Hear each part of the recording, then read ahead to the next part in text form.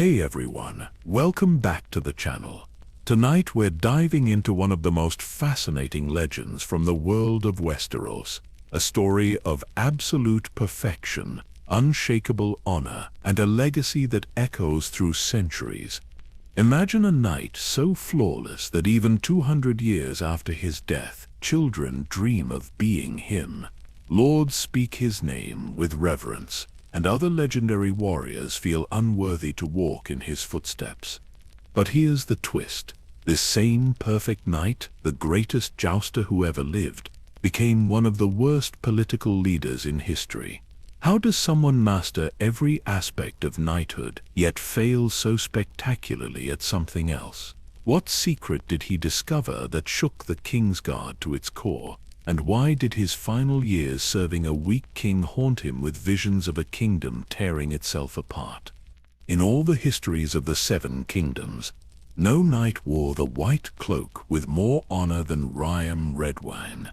Tonight we uncover his complete story, from a wine lord's son to the gold standard against which all knights are measured.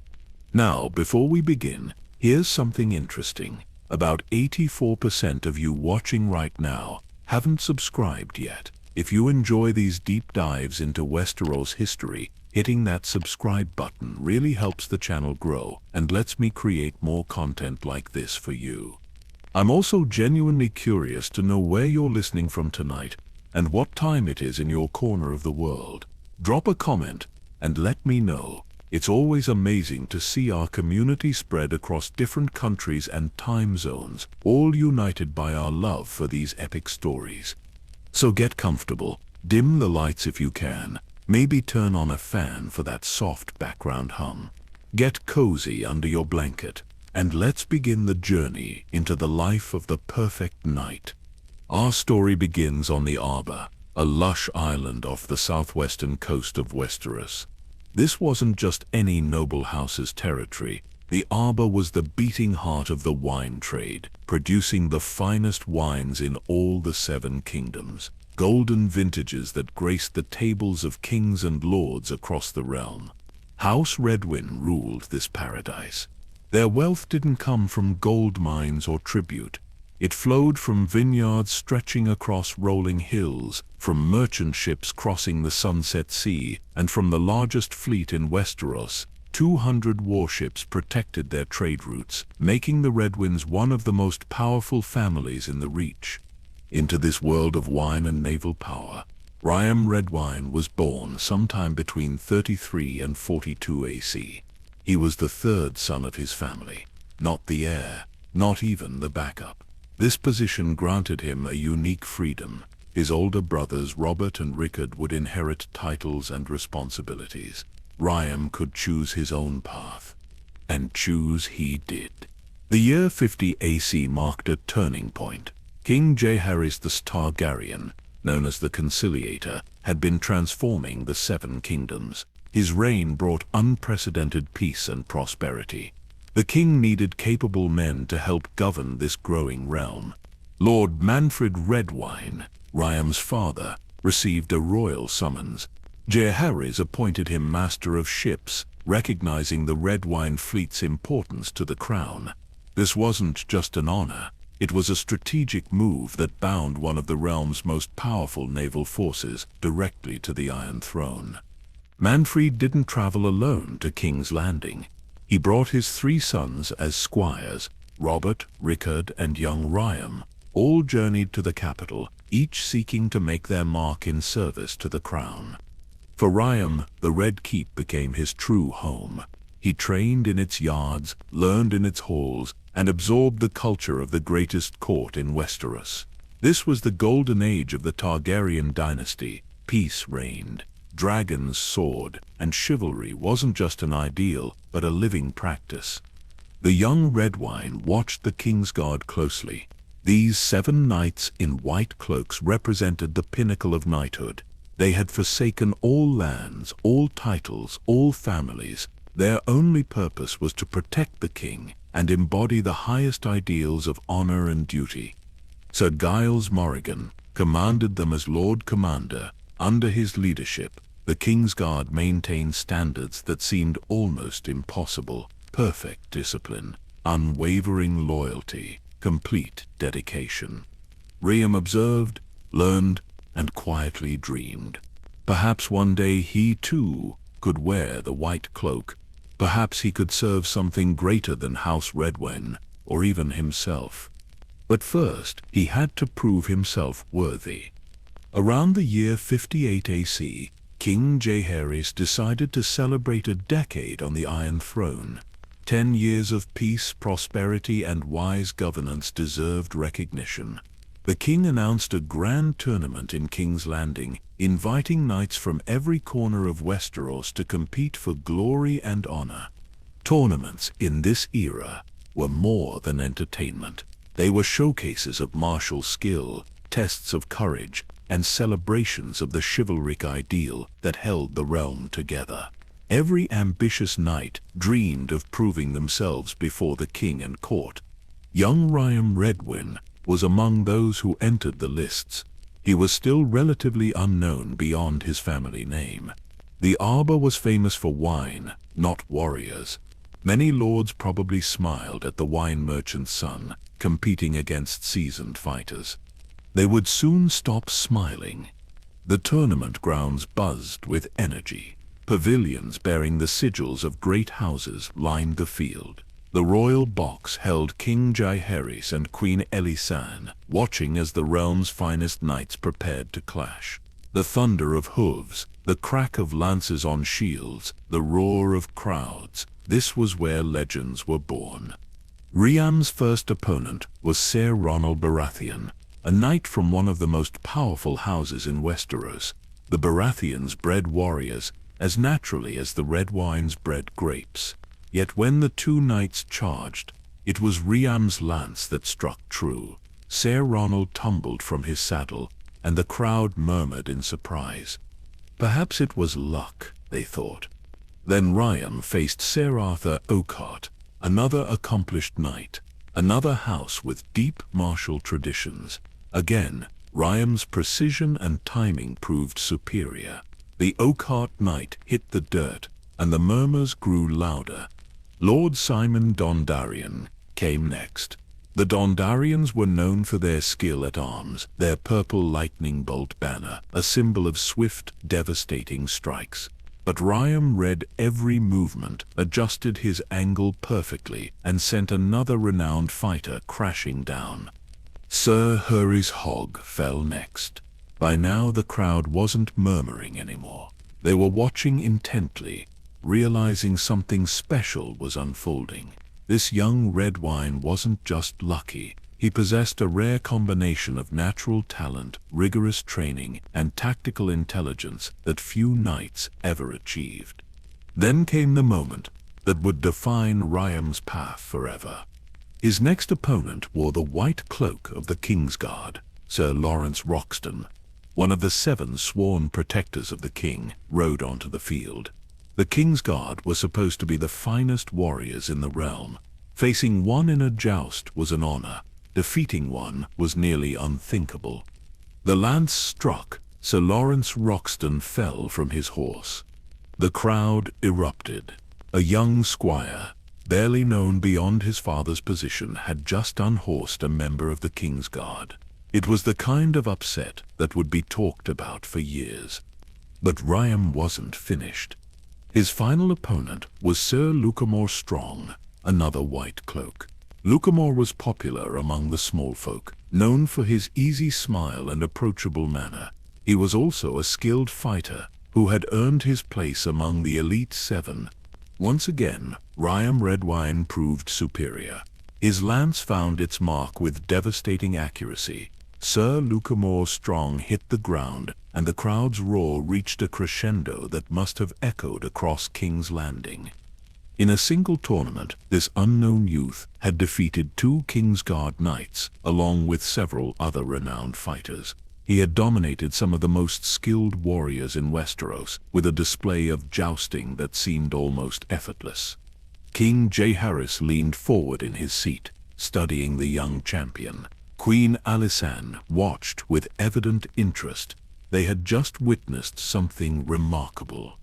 When the tournament concluded, Ryam was granted the honor of crowning the Queen of Love and Beauty.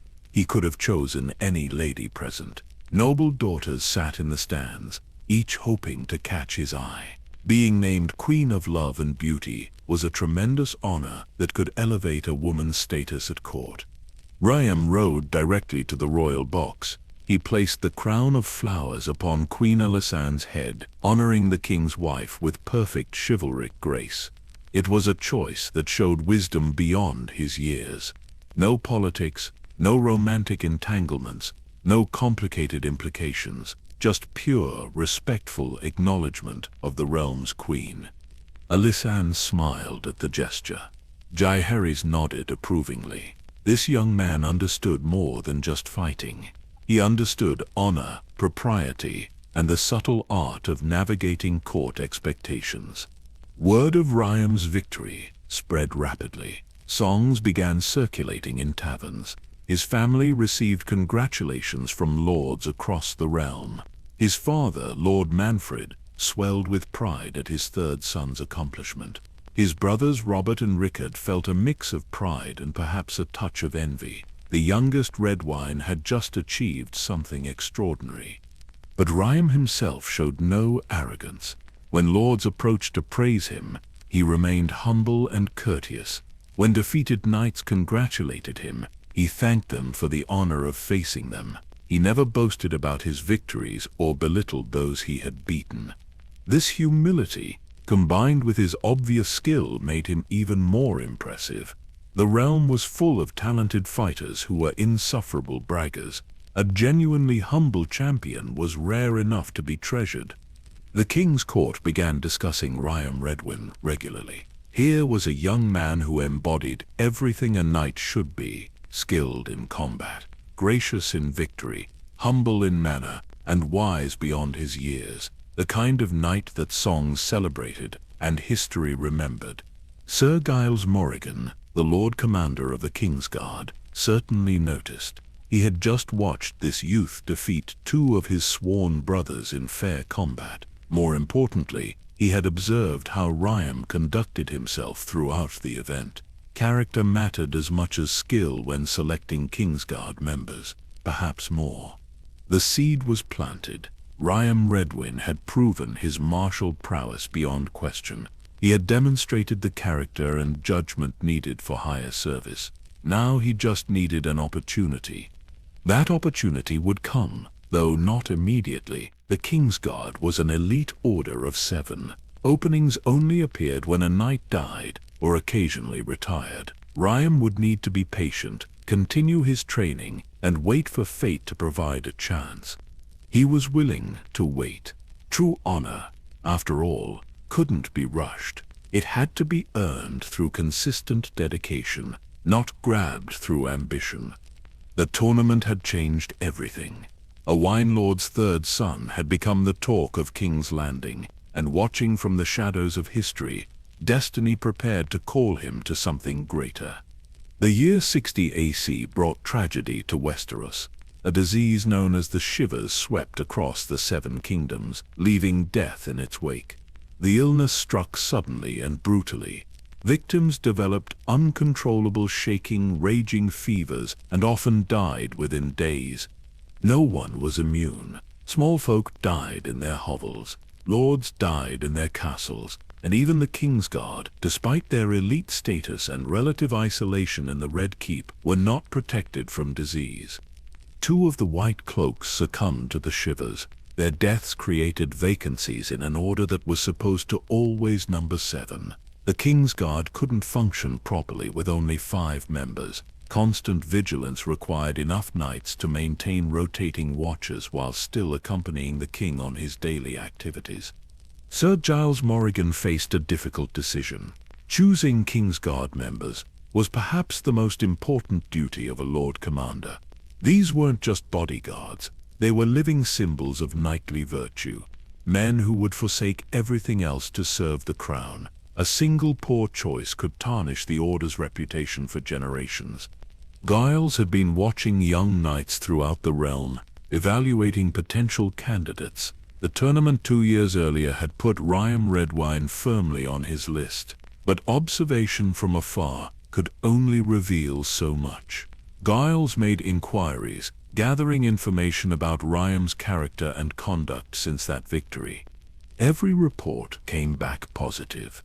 Ryam trained diligently, but never showed off. He treated servants with the same courtesy he showed lords. He avoided the gambling and drinking that consumed many young knights at court. He had taken no wife, shown interest in no lady, accumulated no debts. His focus remained entirely on perfecting his skills and serving honorably. Most tellingly, Ryam had won several smaller tournaments in the intervening years without letting success inflate his ego. Victory never made him arrogant. Praise never made him complacent. He simply continued working to become better, as if the accolades meant nothing compared to the pursuit of excellence itself. Giles also selected Sir Robin Shaw to fill the second vacancy. Both men would join together, taking their vows in the same ceremony. When the royal summons arrived, Ryam likely felt a mixture of emotions. This was the highest honor a knight could receive, but it also meant forsaking everything he had known. Third sons might have more freedom than heirs, but they still had families, futures, possibilities. The Kingsguard vow was absolute and final. The ceremony took place in the throne room, before King Jaehaerys and the assembled court. This wasn't a private affair. The realm needed to witness these men, dedicating themselves to a higher purpose. Ryam and Robin entered wearing their family colors. For Ryam that meant the burgundy grape cluster of House Redwyne on blue. He had worn those colors his entire life. They represented his home, his family, his identity as a Redwyne of the Arbor. Sir Giles Morrigan stood before them, flanked by the 5 remaining Kingsguard members. Behind them King Jaehaerys sat upon the Iron Throne, watching intently. The Lord Commander spoke the ancient words. He reminded these young men of what they were about to forsake. They would hold no lands, they would take no wives, they would father no children, they would not inherit rule or build dynasties. Their only legacy would be service and honor. One by one, the vows were recited. Each word was a nail sealing away their former lives. They swore to guard the king with their lives, to obey his commands, to keep his secrets, to defend his name and honor, to never flee from danger, never hold back in battle, never put personal interest above royal safety. Then came the moment of transformation. Attendants removed the colored cloaks from their shoulders. Those cloaks represented their past, their families, their old identities. When the fabric lifted away, those men ceased being ordinary knights. The white cloaks were brought forward, pure white wool, unmarked by any sigil or decoration, white for purity, white for virtue, white for the sacred duty they now embodied. When the white cloak settled onto Ryam's shoulders, he became something different. He was no longer a Redwyne. Not really. He belonged to the crown now, body and soul. His family could be proud, but they could no longer claim him. He had entered a brotherhood that transcended blood ties. Lord Manfred watched from the crowd, his face showing pride mixed with loss. He had just seen his youngest son achieve the highest honor in the realm, but he had also lost that son in a very real way. Ryam would never return to the Arbor permanently. He would never give Manfred grandchildren. The boy he had raised was gone, replaced by a living symbol of duty. Brothers Robert and Rickard stood nearby.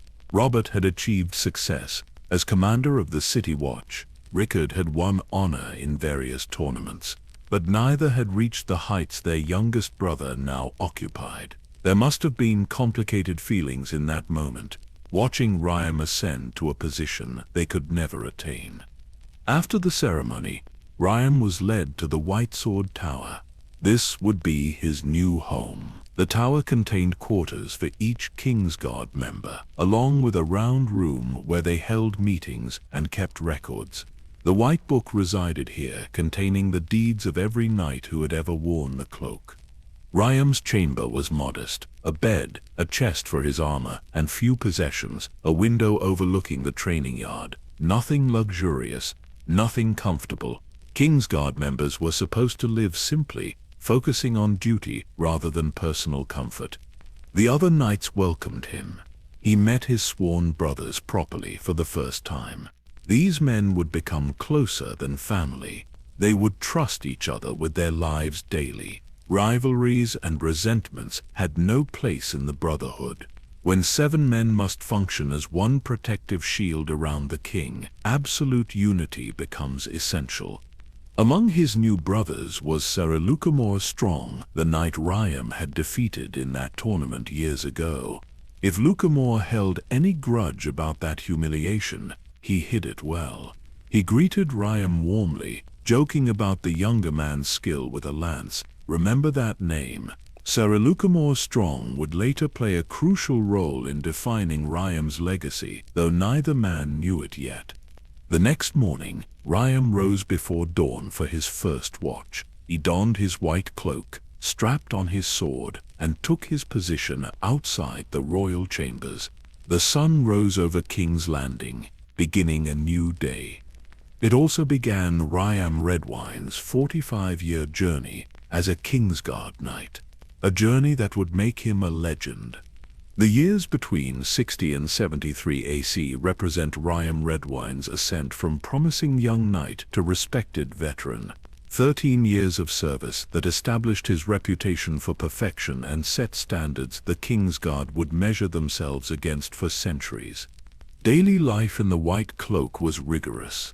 The 7 knights maintained a constant rotation of duties. Someone always stood watch outside the royal chambers. Someone accompanied the king to every meeting, every meal, every public appearance. Someone trained in the yard, keeping skills sharp. Someone slept, preparing for the next shift. Ryam approached each duty with the same intensity, whether guarding a door for hours without moving or escorting the king on a routine walk through the gardens. He gave complete focus. Other knights might grow bored during quiet periods. Ryam remained alert, constantly scanning for threats that would probably never materialize. This wasn't paranoia, it was professionalism. The moment a guard relaxes, that's when danger strikes. Ryam understood that perfect vigilance required treating every shift like assassins lurked around every corner, even when nothing happened, day after day, year after year. King Jaehaerys was building something unprecedented during these years. His reign transformed the 7 kingdoms in fundamental ways. He commissioned great roads connecting the realm, making travel and trade easier than ever before. He codified laws, creating consistent justice across vastly different regions. He built infrastructure, established institutions, and laid foundations for Targaryen power that would last generations. Ryam witnessed all of it. Kingsguard knights stood silently in council meetings, privy to the highest-level discussions, but never participating. They heard secrets, observed politics, understood the machinery of power better than most lords. Yet they remained apart from it, focused solely on protection. This gave Ryam a unique education. He learned how the realm actually functioned, not the romanticized version from songs and stories. He saw Jaehaerys navigate complex situations, balance competing interests, make difficult compromises. He watched the unglamorous reality of governance, the endless meetings and negotiations that kept the peace. Queen Alysanne became another constant presence. She was no mere ornament beside the king. Alysanne involved herself in governance, championed reforms, and traveled the realm addressing problems directly. She needed protection just as much as Jaehaerys, and Ryam often drew guard duty for the queen. Alysanne appreciated competence and respected dedication. She noticed how Ryam conducted himself, how he treated everyone with courtesy, regardless of their station. When she spoke to him, which happened occasionally during long journeys, he responded with thoughtful respect rather than empty flattery. The relationship remained proper. Ryam never forgot his place or overstepped boundaries, but there existed a mutual regard, a recognition of shared values. Both believed in duty, honor, and service to something greater than themselves. Meanwhile, Ryam's family continued making their mark. His brother, Robert, was serving as commander of the City Watch, maintaining order in King's Landing's chaotic streets. Robert led the Gold Cloaks with efficiency, earning respect from small folk and nobles alike. The Redwyne name was becoming synonymous with capable, honorable service. Brother Rickard distinguished himself in tournaments across the realm. In 73 AC, at a tournament in Old Oak, Rickard faced a mystery knight whose skill far exceeded normal competitors. After a hard-fought battle, Rickard emerged victorious. When he demanded the mystery knight reveal himself, the man removed his helm to show the face of Prince Balon Targaryen.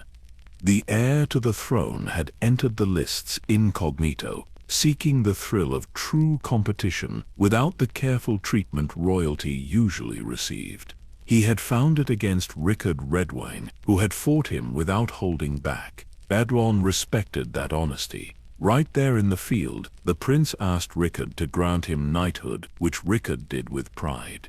The story reached King's Landing quickly. 3 Redwyne brothers, all excelling in different forms of service. Lord Manfred must have felt tremendous satisfaction at his son's achievements.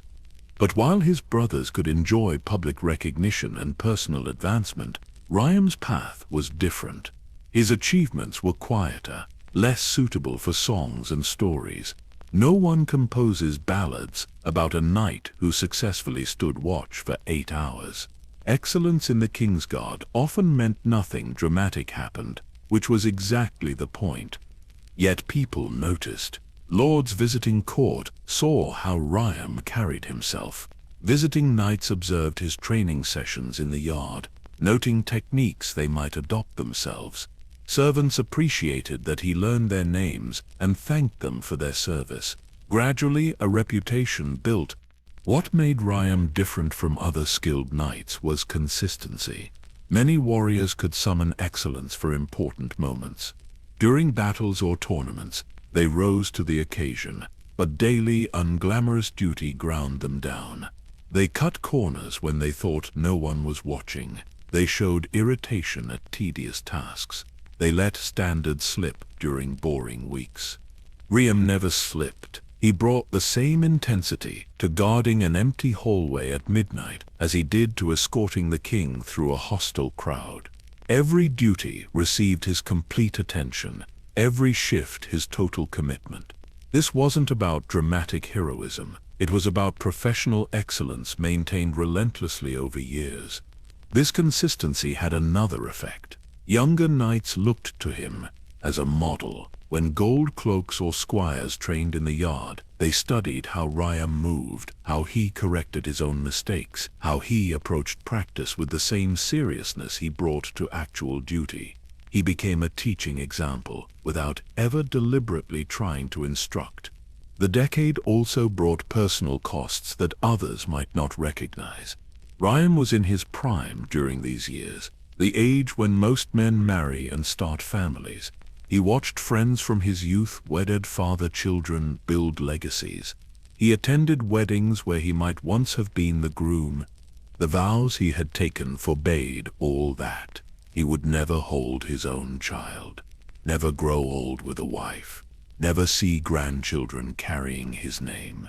The white cloak was his marriage, the Kingsguard his family, his legacy nothing but service.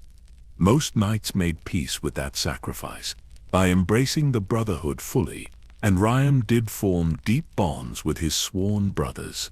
These men trained together, fought together, and depended on each other absolutely.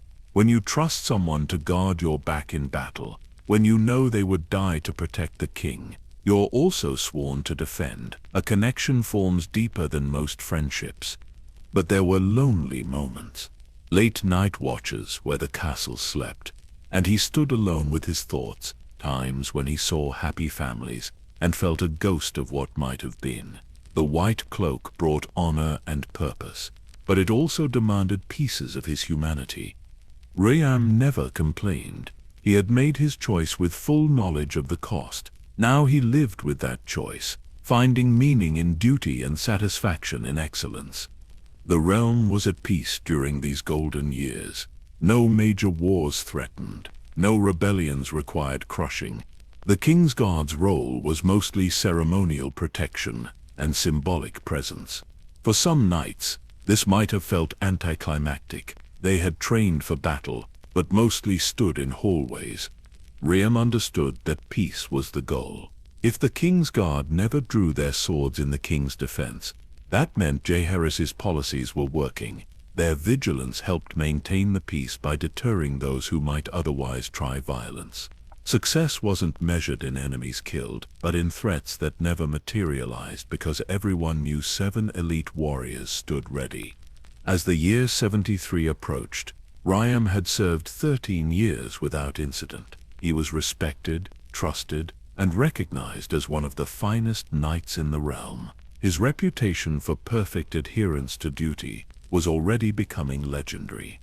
Then something happened that would define his legacy forever. Something that tested his commitment to the vows in a way no battle ever could. His sworn brother, his friend, was about to shatter the Kingsguard's sacred trust, and Ryam would have to decide whether duty or loyalty mattered more. Late in the year 73 AC, Ryam Redwyne discovered something that would shake the Kingsguard to its foundation. Sir Lucamore Strong was popular throughout King's Landing.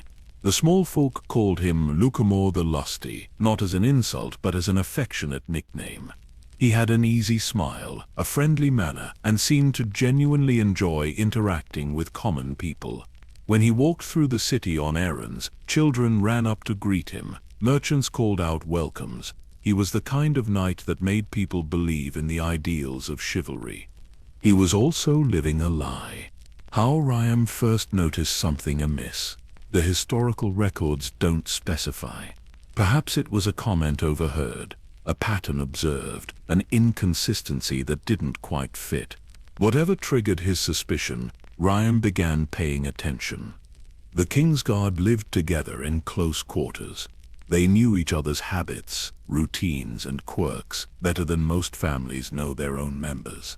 When someone starts acting differently, the others notice small changes in behavior, unexplained absences, a distraction during duties that hadn't existed before. Ryam watched. He didn't immediately confront Lucamore or run to the Lord Commander with vague suspicions. Instead, he observed carefully, gathering evidence, making certain of what he was seeing.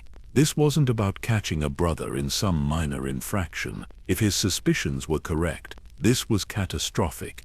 The investigation must have been agonizing. Every day, Ryam stood watch beside a man he was beginning to believe had betrayed everything they represented. Every shared meal became an exercise in hiding his growing certainty. Every conversation carried the weight of terrible knowledge. Lucamore Strong had taken wives. Not one, but 3 separate women. Each believed herself his only spouse. Each lived in a different part of King's Landing, maintained in comfortable anonymity, and between these 3 women, Lucamore had fathered 16 children. 16 children, from a man who had sworn before gods and king to father none. The magnitude of this betrayal is difficult to overstate. Kingsguard vows weren't suggestions or guidelines. They were absolute prohibitions that formed the foundation of what the White Cloak meant. A knight who broke those vows didn't just fail personally. He corrupted the entire order, made mockery of every brother who kept his promises, and undermined the institution itself. Lucamore hadn't stumbled once in a moment of weakness. He had built an elaborate double life over years, deceiving everyone around him while wearing the symbol of ultimate honor. The premeditation made it worse. This wasn't a mistake. It was sustained, calculated deception. When Ryam finally confirmed the truth beyond doubt, he faced an impossible choice. Lucamore was his sworn brother. They had fought together, trained together, trusted each other with their lives. The bond between Kingsguard members was supposed to be unbreakable, but the vows were also unbreakable, and Lucamore had shattered his. Ryam could have stayed silent. He could have convinced himself that maintaining brotherhood outweighed exposing the truth. Many men would have made that choice, prioritizing loyalty to a friend over abstract principles. The Kingsguard would continue functioning. The king would remain protected. Why destroy a brother's life and shame the order by revealing what could remain hidden? Ryam chose duty. He went to Sir Giles Morrigan, the Lord Commander, and reported everything he had discovered. The words must have been difficult to speak. This wasn't some external enemy he was exposing. This was family betraying family, brother destroying brother. Giles's reaction was reportedly immediate and volcanic. The Lord Commander's rage wasn't just about broken vows, it was about trust violated, honor corrupted, and the sacred office profaned by one of his own men. Everything the Kingsguard represented had been mocked by Lucamore's actions. They brought the evidence to King Jaehaerys. The king who had spent decades building institutions and establishing law could not overlook this. The Kingsguard's reputation for absolute integrity was crucial to their function. If people doubted the White Cloaks, if they suspected the knights might have divided loyalties or secret commitments, the entire system collapsed. Lucamore was confronted with the evidence. He could have denied it, forced them to prove each detail. Instead, when faced with his exposure, he confessed everything. Perhaps relief at finally ending the deception outweighed fear of punishment. Perhaps he knew denial was useless. The 3 wives were located. Each woman discovered she shared her husband with 2 others. The 16 children learned their father was not who they thought. Families were destroyed in multiple households simultaneously. Then came the punishment. King Jaehaerys ordered Lucamore gelded. The act would be performed by his former sworn brothers, the men he had served alongside, while betraying everything they stood for. This wasn't just physical punishment, it was symbolic destruction of the very thing that had led him to break his vows. Ryam almost certainly participated. When the Kingsguard carried out the sentence, all present members would have been involved. He would have been required to help mutilate a man he had called brother, a man he had trained with and trusted. The psychological weight of that moment is unimaginable. Doing the right thing shouldn't require you to physically harm someone you care about. But duty demanded it, and Ryam had chosen duty over comfort. After the gelding, Lucamore was sent to the wall. The Night's Watch accepted broken men seeking redemption. He would spend the rest of his life in frozen exile, defending the realm in a different way. His wives received some financial support, though their reputations were ruined. His children bore the shame of their father's dishonor. The scandal reverberated throughout the 7 kingdoms. Songs were written, though not the heroic kind Lucamore might have once hoped for. His name became a cautionary tale. Meisters recorded the incident as a warning about the consequences of breaking sacred vows. For Ryam, the aftermath was complicated. Many praised his integrity, his willingness to uphold the vows, even at tremendous personal cost. He had proven that duty transcended friendship, that the White Cloak meant more than brotherhood. But there were whispers too.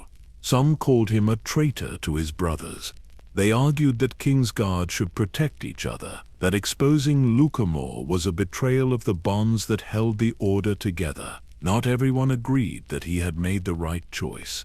Ryam never publicly defended his decision. He didn't write justifications or give speeches about why he had done it. The vows spoke for themselves. He had sworn to uphold certain standards. When confronted with their violation, he had acted accordingly. No explanation was needed. Privately, he must have struggled. Watching Lucamore's punishment, seeing the destroyed families, knowing he had initiated the entire collapse, even necessary actions can haunt you.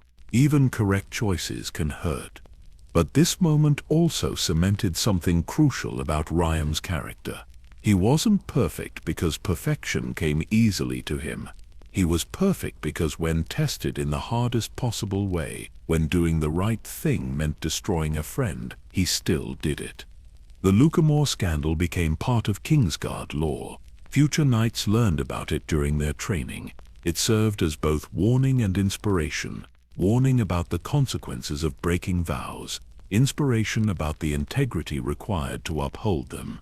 And at the center of that story stood Ryam Redwyne, the knight who proved that honor wasn't just a word you said during ceremonies. It was a principle you lived, even when it cost you everything. The years following the Lucamore scandal saw Ryam's reputation grow beyond the Kingsguard into the broader consciousness of Westeros. His integrity was established. Now his martial prowess would reach legendary status through a series of tournaments that showcased skills honed over decades of constant training. In 89 AC, the city of Oldtown hosted a grand tournament. Oldtown was the oldest and most cultured city in Westeros, home to the Citadel where maesters trained and the Starry Sept, where the Faith of the Seven held its highest authority. A tournament there attracted the realm's finest competitors. Ryam entered and dominated. By now he was in his 50s, an age when most knights began declining. Reflexes slow, strength fades. Younger fighters possess speed and stamina that experience cannot fully counter. Yet Ryam defeated opponent after opponent, adapting his technique to compensate for any physical changes age had brought. He won the tournament, claimed the championship, and reminded everyone that the greatest knight of his generation had not surrendered that title. Age had made him wiser, more economical in his movements, more precise in his strikes. He wasted no energy on unnecessary flourishes. Every action served a specific purpose. 9 years later came the tournament that would define his legacy. King Jaehaerys had ruled for 50 years, 5 decades of peace, prosperity, and wise governance. This was unprecedented in Westerosi history. Most kings were lucky to reign 20 years. 50 represented something remarkable, worth celebrating with the greatest tournament ever organized. Lords and knights converged on King's Landing from across the realm. Every ambitious fighter wanted to prove themselves at this historic event. The competition would be fierce beyond anything seen before. Ryam was now in his 60s, an old man by the standards of his time. Many probably assumed he would watch from the stands, honoring his past achievements without risking embarrassment against younger competitors. The days of his tournament dominance should have been long finished. He entered anyway. The crowds filled the stands in massive numbers. This wasn't just entertainment. This was witnessing history, seeing the realm's greatest warriors compete before the king who had brought them 50 years of peace. The energy was electric, the anticipation overwhelming. Ryam advanced through the early rounds methodically. Each joust demonstrated the skills that had made him famous decades earlier. His lance work remained flawless. His timing stayed perfect. Age had not diminished his fundamental excellence. Then came his match against Sir Clement Crabbe. Clement Crabbe was an accomplished knight in his own right. Younger and in his physical prime, he represented a serious challenge, not an opponent to be taken lightly. When they faced each other across the field, everyone knew this would be special. The first lance shattered on impact. Both knights remained mounted. They wheeled their horses, grabbed fresh lances, and charged again. The second lance broke. Both stayed seated. Third lance, fourth, fifth. The pattern continued. Neither knight could gain a decisive advantage. Ryam's experience matched Clement's youth. Precision countered power. Technique balanced athleticism. 10 lances shattered. The crowd was roaring now, recognizing they were watching something extraordinary. This wasn't just a joust. This was a demonstration of martial perfection. 2 masters operating at the absolute peak of their craft. 20 lances, Neither knight showed fatigue, neither made mistakes. Each charge was executed with textbook form, each defense perfectly timed. It was less a competition than a collaborative masterpiece, two artists creating something beautiful through their skill. The heralds kept count, announcing each broken lance to a crowd that could barely believe what they were witnessing. Tournament jousts rarely went past a dozen passes. These two had surpassed that and showed no signs of stopping. 30 lances, 30 individual charges, 30 impacts, 30 perfect demonstrations of jousting technique. Neither Ryam nor Clement had yielded, neither had been unhorsed, neither had made the crucial error that would end the match. King Jaehaerys finally stood. The crowd quieted, understanding the king was about to intervene. Jaehaerys declared them co-champions. This match could continue indefinitely without resolution, and he would not ask these knights to fight until exhaustion claimed them. The crowd erupted in applause. What they had just witnessed entered the realm of legend immediately. Maesters present knew they would record this as the finest display of jousting in Westerosi history. Songs would be written, stories would be told. Children not yet born would hear about the day two knights broke 30 lances against each other in perfect, endless competition. For Ryam, now in his 60s, this was validation. He had not just maintained his skills, he had proven that dedication and discipline could transcend physical decline. Younger knights possessed advantages in strength and speed, but perfected technique and accumulated wisdom could match them. The tournament elevated him from highly respected knight to living legend. Lords who had never met him knew his name. Knights across the realm studied his methods. Young squires dreamed of someday achieving even a fraction of his excellence. But Ryam treated this triumph the same way he had treated his first tournament victory decades earlier. He remained humble, gracious, and focused on duty rather than glory.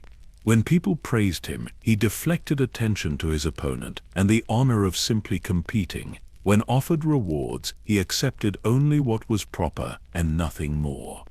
This humility somehow made him more impressive. The realm was full of skilled fighters who were insufferable about their achievements. A genuinely modest legend was rare enough to be treasured. His sworn brothers in the Kingsguard took pride in serving alongside such a knight. He set a standard they could aspire to, even if reaching it seemed impossible. Training sessions became opportunities to learn from watching him work. Guard duties became lessons in how to carry yourself with quiet dignity. The younger generation of knights viewed him as the ideal made flesh, everything a knight should be. Redwyne embodied, brave but not reckless, skilled but not arrogant, dedicated but not fanatical. He showed that perfection was achievable through consistency and discipline rather than natural talent alone. Yet even as his legend grew, Ryam never changed. He woke before dawn for his shifts. He trained with the same intensity he had shown as a young man. He treated everyone from king to servant with courteous respect. Fame and recognition did not alter his fundamental character. The 30-lance joust became the defining image of his martial career. When people spoke of Ryam Redwyne, they spoke of that moment. Two knights in perfect competition, neither yielding, both transcending normal limits through sheer excellence. It was the kind of moment that justified all the training, all the sacrifice, all the dedication. For one afternoon, in front of the entire realm, he had shown what perfection looked like. And he had done it while wearing the white cloak that meant more to him than any championship or acclaim ever could. In 99 AC, Septon Barth died. His passing marked the end of an era. Barth had served as Hand of the King for years, becoming perhaps the most effective administrator in Westerosi history. He understood economics, diplomacy, law, and governance with a sophistication few could match. Under his guidance, Jaehaerys' reforms had transformed the realm. Now the king needed a replacement. At nearly 80 years old, Jaehaerys wanted someone he could trust absolutely, someone whose loyalty and integrity were beyond question. He made a decision that seemed logical on the surface, but would prove disastrous in practice. He appointed Ryam Redwyne as Hand of the King. The reasoning appeared sound. Ryam had served faithfully for nearly 40 years. He had proven his integrity through the Lucamore affair. He had demonstrated wisdom, patience, and dedication. He came from a noble house that understood administration and commerce. His reputation was impeccable. What could go wrong? Everything. The position of Hand of the King requires a fundamentally different skill set than serving in the Kingsguard. A hand must navigate complex political situations where the right answer isn't obvious. They must balance competing interests, knowing that satisfying one faction means disappointing another. They must compromise principles for practical results, understanding that perfect justice is sometimes the enemy of functional governance. They must lie, occasionally. They must manipulate when necessary. They must play the Game of Thrones with cunning and flexibility, adapting their approach as circumstances demand. Ryam Redwyne was spectacularly unequipped for this role. His entire identity was built around absolute adherence to clear principles. The Kingsguard vows were binary. You either kept them or broke them. There was no middle ground, no nuance, no room for interpretation. That clarity had made him the perfect knight. It made him a terrible hand. The small council meetings became exercises in frustration. Lords would present complicated situations requiring political solutions. Ryam would respond with straightforward answers based on abstract justice rather than practical reality. When told his proposed solution would create new problems, he struggled to understand why correct action should be modified to accommodate incorrect incentives. Economic decisions baffled him. Yes, he came from a merchant house. Yes, the Redwynes understood wine trade. But managing the realm's finances involved considerations far beyond buying and selling goods. Tax policy, trade agreements, monetary supply, debt management, these required expertise Ryam simply didn't possess. Diplomatic negotiations were, perhaps worst of all. Diplomacy is fundamentally about managed deception. You make promises you might not keep. You threaten actions you might not take. You signal intentions while concealing your true position. Success depends on reading people, understanding what they really want beneath what they claim to want, and finding creative solutions that give everyone enough to declare victory. Ryam approached negotiations the way he approached everything else, with absolute honesty and rigid principle. He meant exactly what he said. He expected others to do the same. When they inevitably didn't, when they employed the standard tactics of diplomatic discourse, he was lost. Lords quickly learned they could manipulate the hand by simply appealing to his sense of justice. Frame your request in terms of honor and duty, and Ryam would support it regardless of whether it actually served the realm's interests. He couldn't see through the performance to the reality beneath. Others took advantage of his straightforward nature. Knowing he would always take the most honorable path, they maneuvered situations so that path led where they wanted. Ryam became a tool for ambitious men who understood how to play him. The small council sessions grew tense. Other members watched the hand struggle with decisions they found obvious. They saw opportunities missed, problems compounded, situations mishandled. But what could they say? The king had chosen Ryam. Criticizing him meant questioning Jaehaerys' judgment. For Ryam himself, this must have been torture. He had spent 4 decades being exceptional at his role. Now he was failing visibly, publicly, in a position he had never sought. Every meeting reminded him of his inadequacy. Every decision felt uncertain in ways Kingsguard duties never had. The White Cloak provided clear guidance. Protect the king. Uphold the vows. Honor and duty pointed in obvious directions. But as hand every choice involved trade-offs, every solution created new problems. The clarity he had relied upon his entire life simply didn't exist in this realm. Historical accounts are surprisingly gentle about specifics. Meisters writing later simply note that Ryam was one of the worst hands ever to serve a king without detailing particular disasters. Perhaps his failures were more about incompetence than malice, mistakes rather than catastrophes. Or perhaps later historians respecting his Kingsguard legacy chose not to dwell on this embarrassing chapter. What we know is that he lasted less than a year. King Jaehaerys, recognizing the mistake, removed Ryam from the position and appointed his own son, Prince Baelon Targaryen, as hand. This was done as gracefully as possible. Ryam was not dismissed in disgrace. He was thanked for his service and returned to the Kingsguard with honors intact. But everyone knew, everyone understood that the experiment had failed. The greatest knight in the realm had proven incapable of political leadership. Here's what makes this story remarkable. Ryam accepted his failure without protest or excuse. He didn't blame others or claim he had been sabotaged. He simply acknowledged that he was not suited for the role, returned to his white cloak, and resumed his actual calling with relief. This humility in defeat might be his most admirable quality. Many men cannot admit their limitations. They double down on failure, insist that others are wrong, damage institutions through stubborn incompetence. Ryam possessed the self-awareness to recognize he was in over his head and the integrity to step back without forcing anyone to humiliate him. His reputation as a knight actually grew stronger after this incident. The realm saw that even Ryam Redwyne, perfect in his sphere, had limits. This made him more human, more relatable. His excellence in the Kingsguard became even more impressive because it clearly resulted from dedication rather than generalized genius. The lesson was profound. Excellence in one domain does not transfer to others.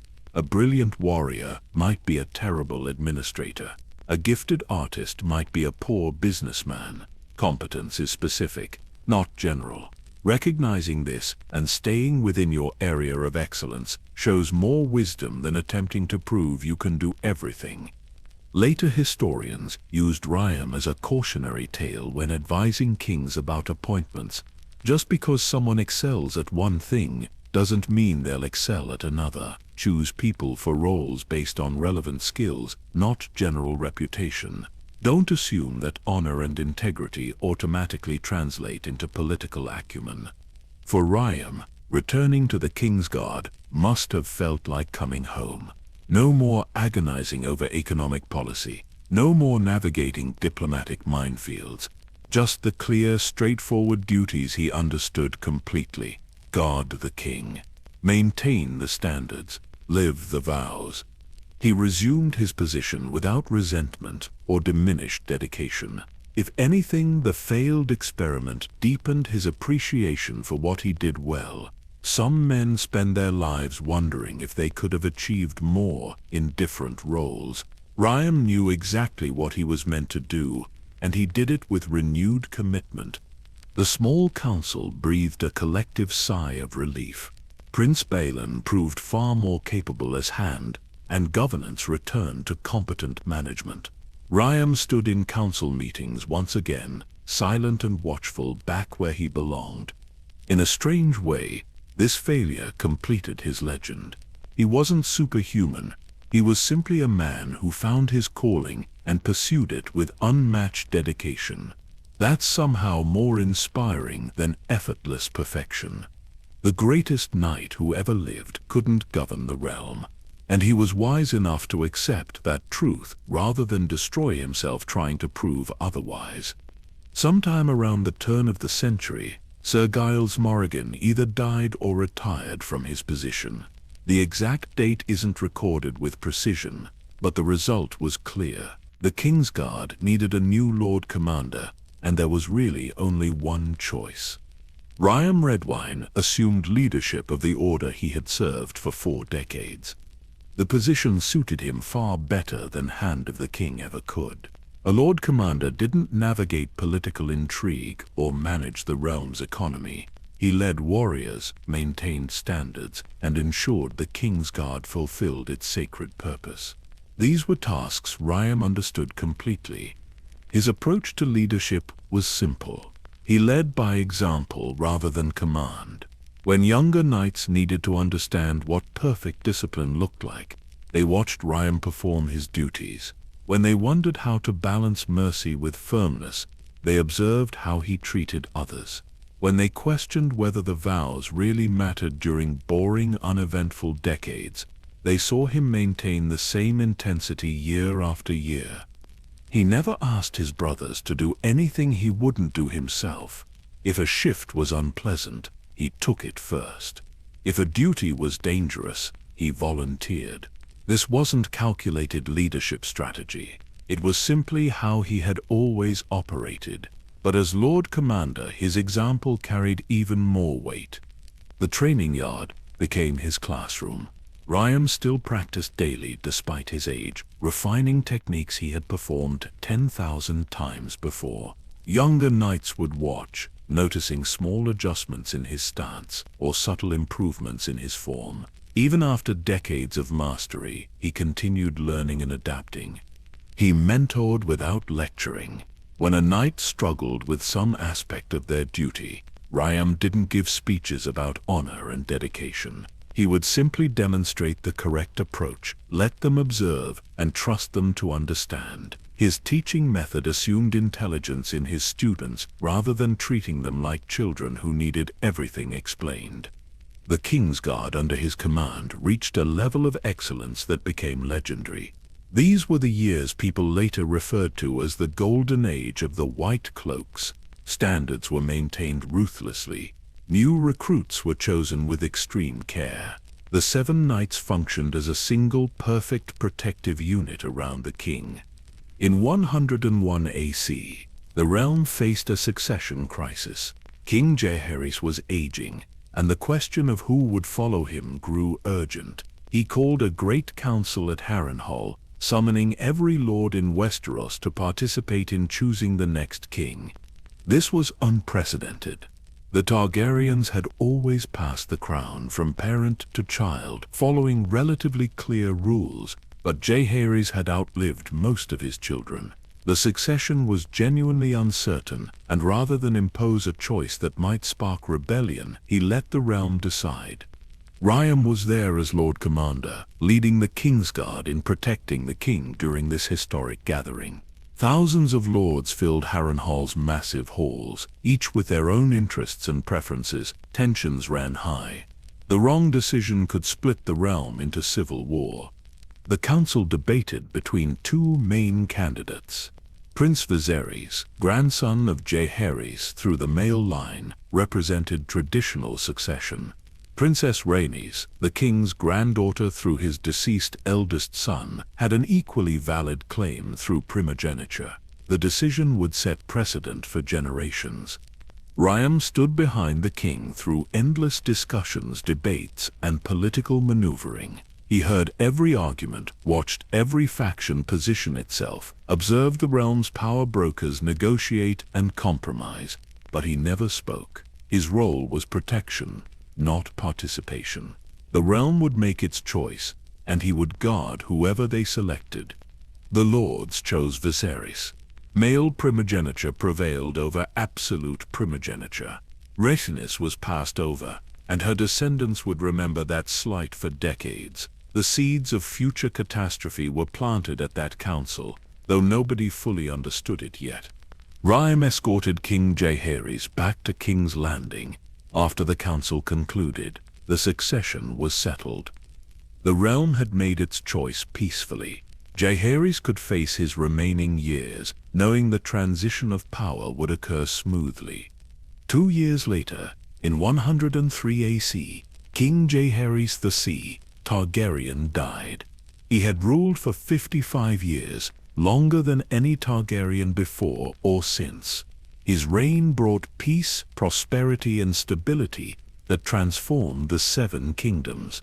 He was called the Conciliator, the Old King, and later the greatest monarch in Westerosi history. Ryam had served him for over 40 years, more than half his life spent protecting this one man. They had grown old together, king and guardian, bound by duty into a relationship deeper than friendship, but different from kinship. The grief must have been profound, not just losing a king, but losing the defining relationship of his entire adult life.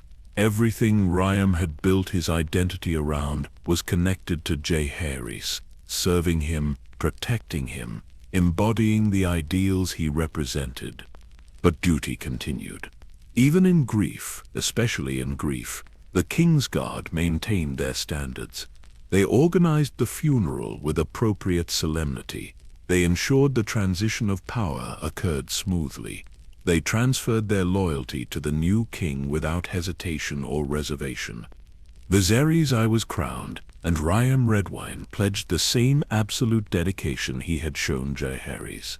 The white cloak served the crown, not the individual wearing it. Personal feelings were irrelevant. The vows remained. As Lord Commander now serving a new king, Ryam embodied continuity. He had been there for the Great Council.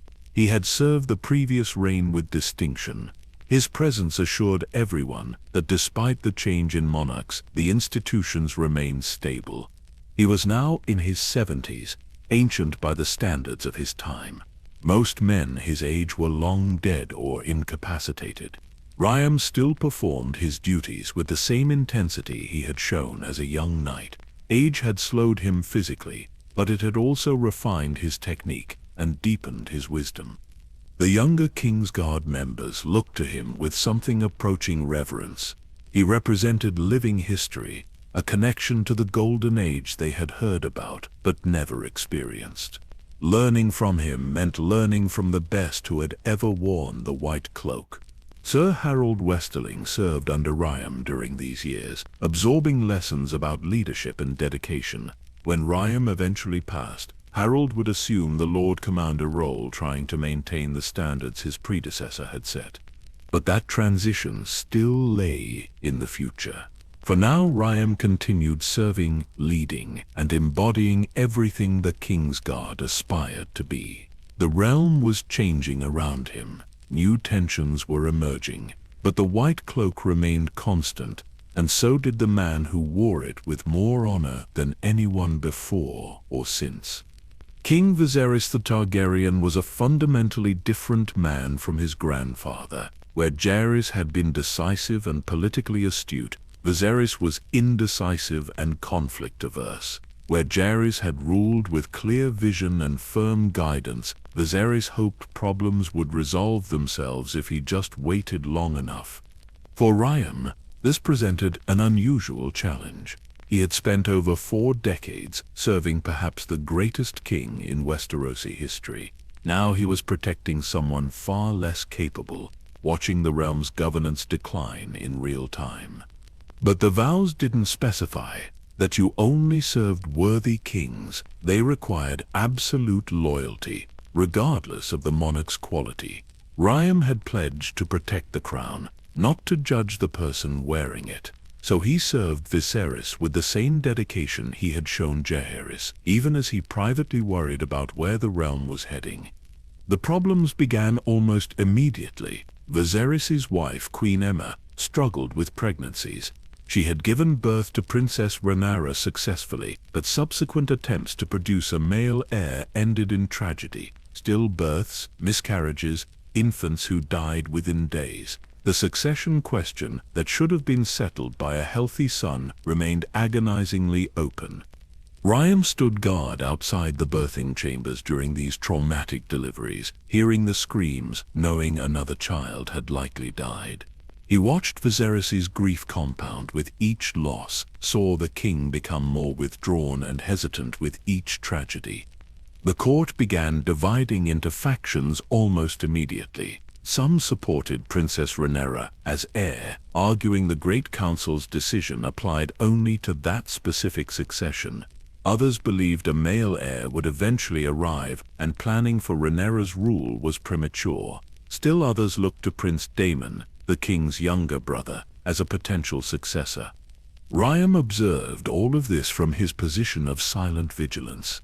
He attended small council meetings, standing in his white cloak while lords debated policy and maneuvered for advantage. He heard discussions about succession, about Daemon's ambitions, about the growing tensions that everyone could feel but nobody wanted to address directly.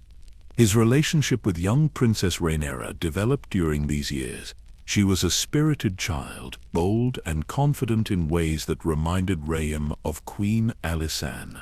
When he was assigned to guard her, she would sometimes try to engage him in conversation, testing the limits of his formal demeanor. He remained professional, but kind.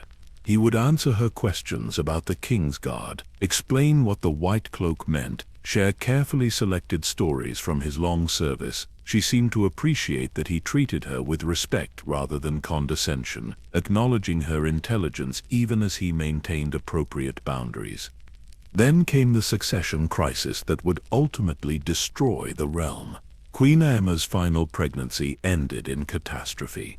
The maesters told Viserys they could save either mother or child, not both. The king chose to sacrifice his wife in hopes of finally getting a son. The procedure killed Aemma and produced a son who died within hours. Viserys lost everything in a single day, driven by desperation for a male heir that never materialized. Ryam was present in the Red Keep during this nightmare. He saw the king's anguish, watched Rhaenyra's grief at losing her mother, observed the court's awkward attempts to navigate the tragedy. The succession was now more uncertain than ever.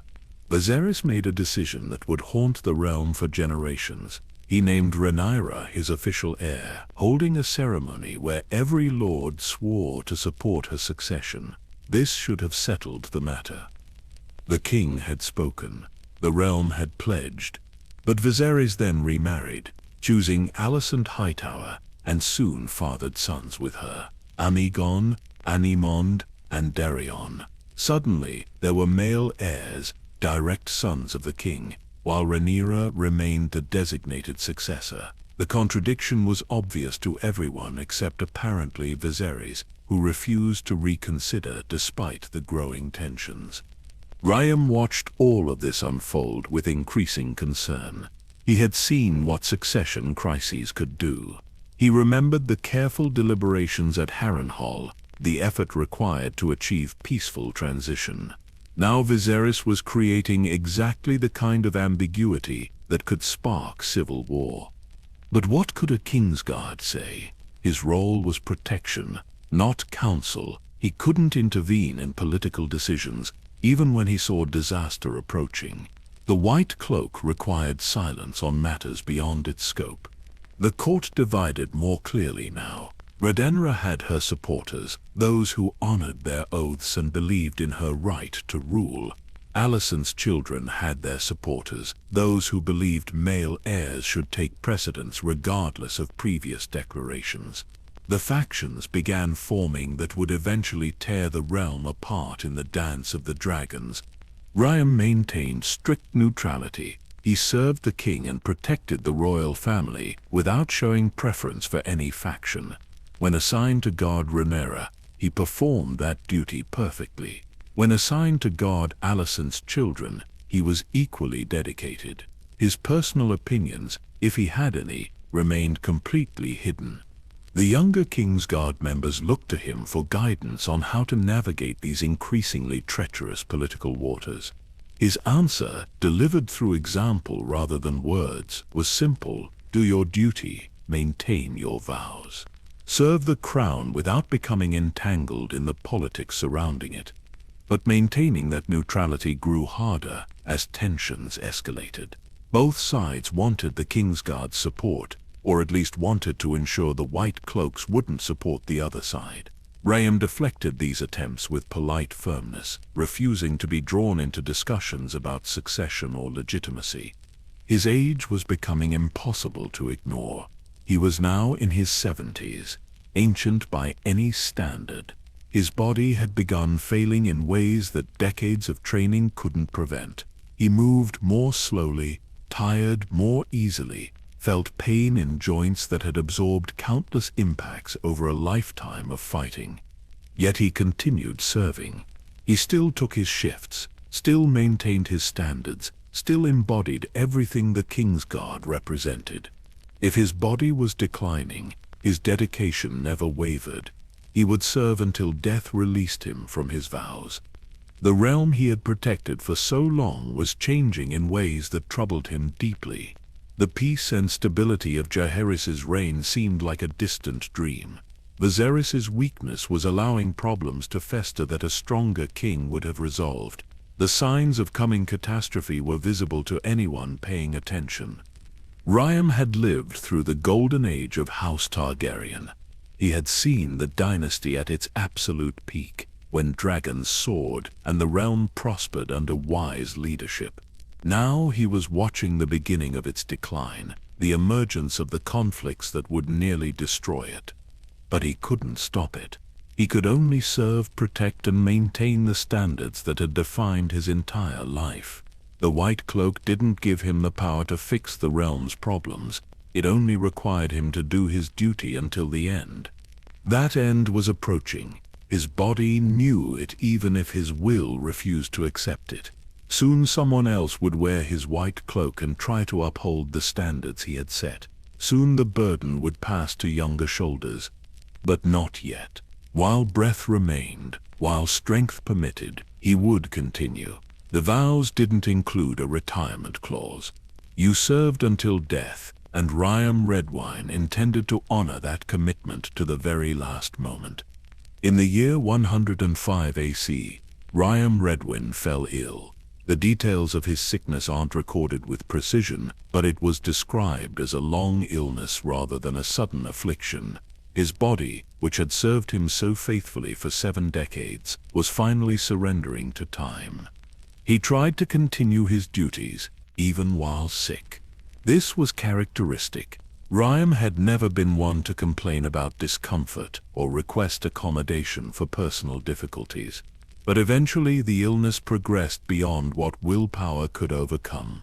He became confined to his quarters in the White Sword Tower, too weak to stand watch or perform his responsibilities.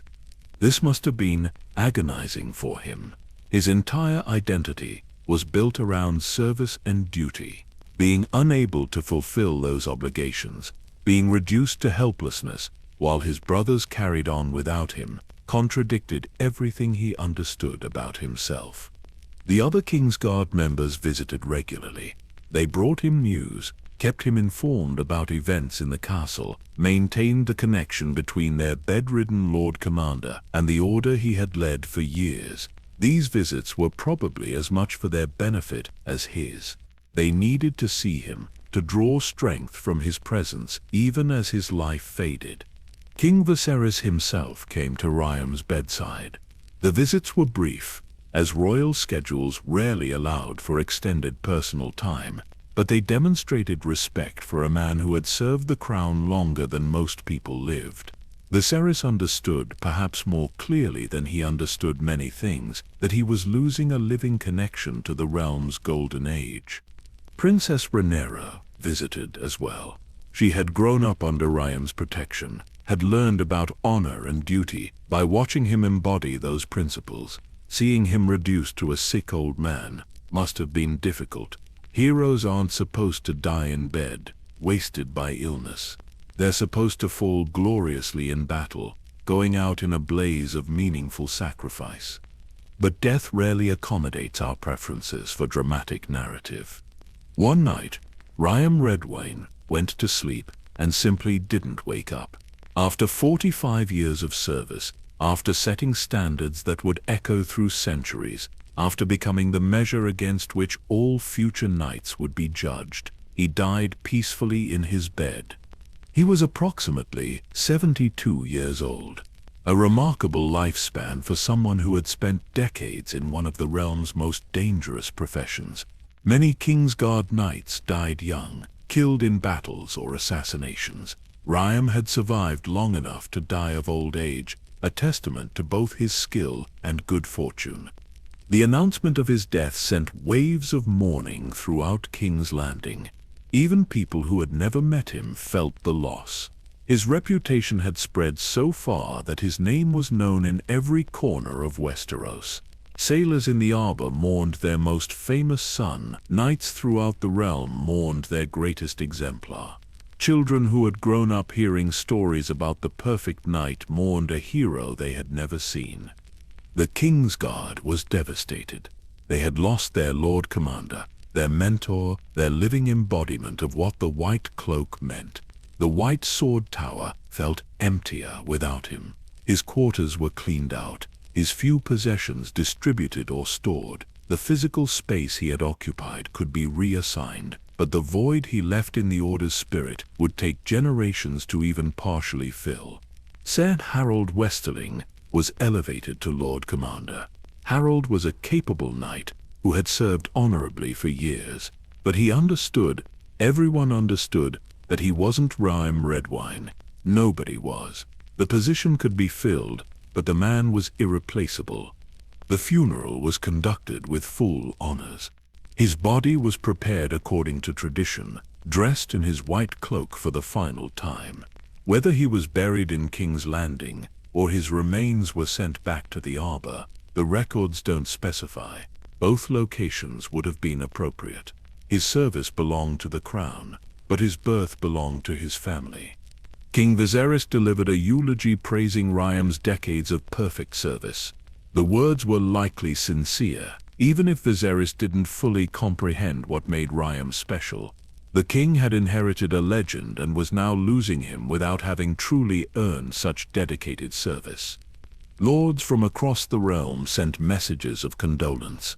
House Redwyne received acknowledgments from families that had never met their famous son, but recognized his importance to the realm's history.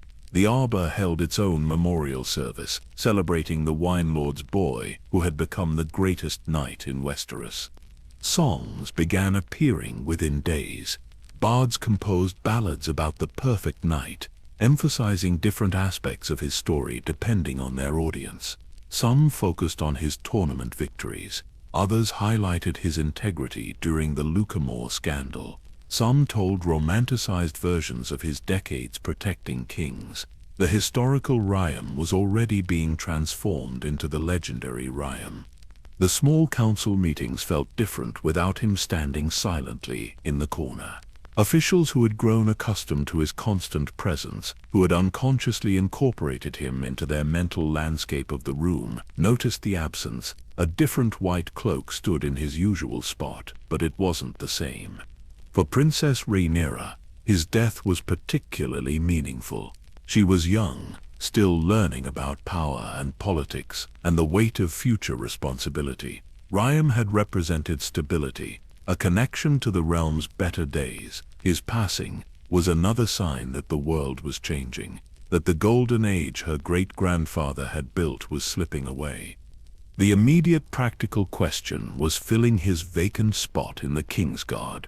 The Order needed 7 members, and now they had only 6. Eventually, Sir Criston Cole would be selected for this honor, though that appointment would prove far more complicated than anyone anticipated at the time.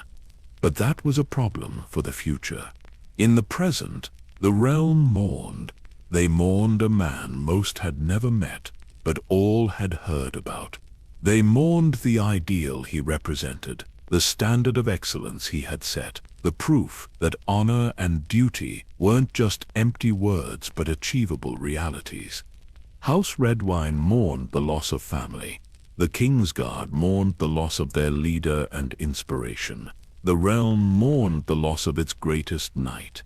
And somewhere beneath all the public grief and formal ceremonies, there should have been space to mourn the man himself.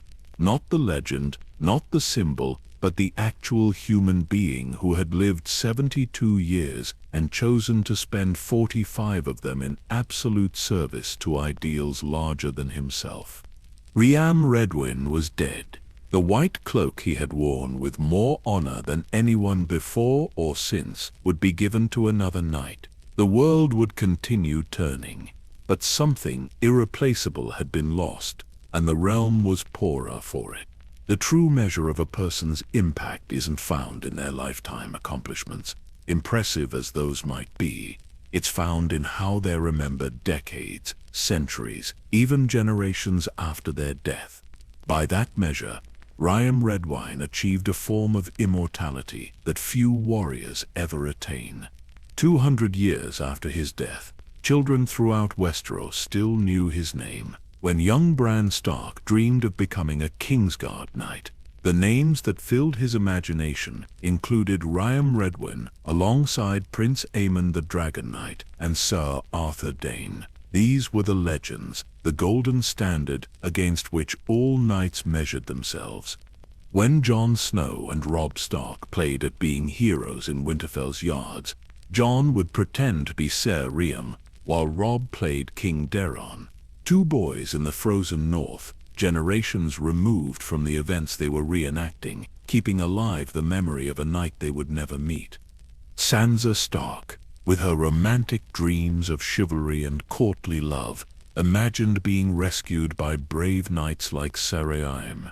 The fantasy of the perfect, honorable warrior saving the maiden had been built partly on his legacy. He became the template for what young girls hoped knights would be, even though the reality of knighthood rarely matched that ideal. When Petyr Baelish wanted to recruit Sir Loras Tyrell into the Kingsguard, he invoked Ryam's name. The greatest knights in history wore the white cloak, he argued. Men like Ryam Redwyne. The name alone carried enough weight to be used in persuasion centuries after the man's death. Varys, the spider who knew everything about everyone, held up Ryam as an exemplar of the finest knight the realm had ever produced. This from a man who dealt in secrets and manipulation, who understood that most reputations were built on lies and exaggeration. Yet even Varys acknowledged that Ryam's legend was built on truth. Perhaps most tellingly, Jaime Lannister felt unworthy of his position as Lord Commander because Ser Ryam Redwyne had once held that title. Jaime, one of the most skilled fighters alive, recognized that skill alone didn't make someone worthy of the white cloak. Jaime had possessed something Jaime knew he lacked, some combination of honor and dedication that couldn't be faked or learned. The Maesters who recorded history placed Ryam in a category occupied by only a handful of knights across centuries. Prince Aemon the Dragon Knight, who died protecting his king. Sir Arthur Dayne, the Sword of the Morning, who embodied the martial ideal. Sir Barristan Selmy, Barristan the Bold, who served with distinction across multiple reigns. And Sir Ryam Redwyne, the perfect knight. What set Ryam apart, even from other legends, was the completeness of his excellence. Aemon had been killed by assassins, dying heroically, but still failing to prevent his king's murder. Arthur had served a mad king, raising questions about whether loyalty to an unworthy monarch constituted true honor. Barristan had been dismissed from service, forced into exile despite his dedication. Ryam served for 45 years without a single major failure in his primary duty. He never lost a king. He never broke a vow. He never compromised his principles. He discovered and exposed corruption within his own brotherhood. He won the greatest jousting match in history, while in his 60s, he returned from failure as hand with his integrity intact, because he was honest about his limitations. The standard he set became both inspiration and burden for future knights. Every young man joining the Kingsguard heard about Ser Ryam during their training. They learned what perfection looked like, and they understood, most of them, that they would fall short of that standard. This created an interesting dynamic. Ryam's legend was so powerful that it discouraged mediocrity. Knights who might have been satisfied with adequate service pushed themselves harder because they were constantly compared to him. But it also created impossible expectations that guaranteed disappointment. Nobody could be as perfect as Ryam Redwyne, which meant everyone was always falling short. The phrase, "as perfect as Ryam Redwyne," entered common usage across Westeros. It was invoked when describing exceptional service, unwavering loyalty, or flawless execution of duty. The phrase transcended its origins to become shorthand for an ideal that everyone understood, even if few could articulate exactly what it meant. House Redwyne built their pride partly on his memory. The Arbor's greatest export wasn't just wine, but the man who had become synonymous with knightly perfection. When Redwyne lords negotiated with other houses, when they sought marriages or alliances, the name Ryam carried weight. He had elevated his entire family through his service. The songs about him evolved over time. Early ballads focused on his tournament victories and martial prowess. Later versions emphasized his integrity and the Lucamore scandal. Some romanticized his relationship with the kings he served, creating fictional conversations and dramatic moments that never occurred. The historical figure gradually became myth, which was both inevitable and somewhat sad.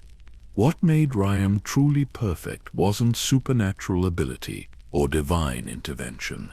It was relentless consistency. He chose excellence every single day for 45 years. He maintained standards when tired, when bored, when nobody was watching. He upheld vows that others found ways to rationalize breaking. He stayed focused on his purpose while the world changed around him. This is actually more impressive than the romanticized versions suggest. Perfection built on natural talent is less meaningful than perfection built on discipline and choice. Ryam wasn't perfect because it was easy. He was perfect because he made it look easy through decades of hard work. The cost of his perfection was everything else. He died without children, without wealth, without lands or legacy beyond memory. Everything he had sacrificed for the white cloak. The question that later generations asked was whether that trade was worth it. Did honor and duty justify giving up everything that makes life personally meaningful? The answer depended on who was asking. For those who valued service and duty above all else, Ryam's life represented the highest achievement possible. For those who prioritized family and personal happiness, his life was a cautionary tale about the dangers of absolute dedication. But perhaps the question itself misunderstands what Ryam chose. He didn't sacrifice personal happiness for duty. Duty was his happiness. Service was his fulfillment. The white cloak wasn't a burden he bore, but a calling he embraced. He found meaning in exactly the life he lived. The Kingsguard never recovered the standards he had set. In the years after his death, the order gradually declined. Politics infected the selection process. Knights who prioritized personal advancement over service were appointed. The institution that Ryam had embodied so perfectly slowly transformed into something lesser. By the time of Robert's Rebellion, centuries after Ryam's death, the Kingsguard had become a shadow of its former glory. Some members were still honorable, but others were political appointments or incompetent fighters kept around for loyalty rather than skill. The white cloak meant less than it once had. This decline made Ryam's legacy even more powerful. He represented what the Kingsguard had been at its best, when the Seven Knights were genuinely the finest warriors in the realm. He became a measuring stick that highlighted how far the institution had fallen.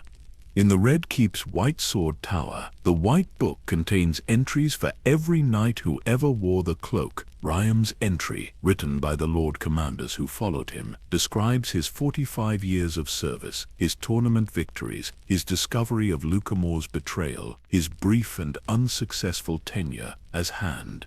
The facts are recorded in simple language without embellishment.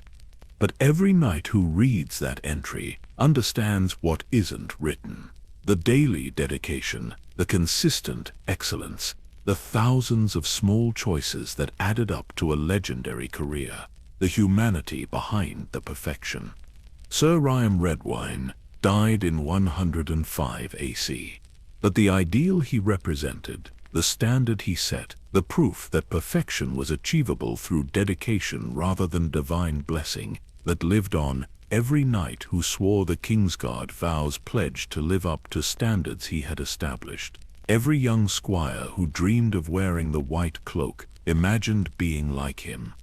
In a realm where honor was often just a word people used to justify their actions, where vows were routinely broken and duty routinely ignored, Ryam Redwyne stood as evidence that another way was possible. You could keep your promises, you could maintain your standards, you could serve something greater than yourself without losing yourself in the process. The Wine Lord's third son, who came to King's Landing as a squire, had become immortal.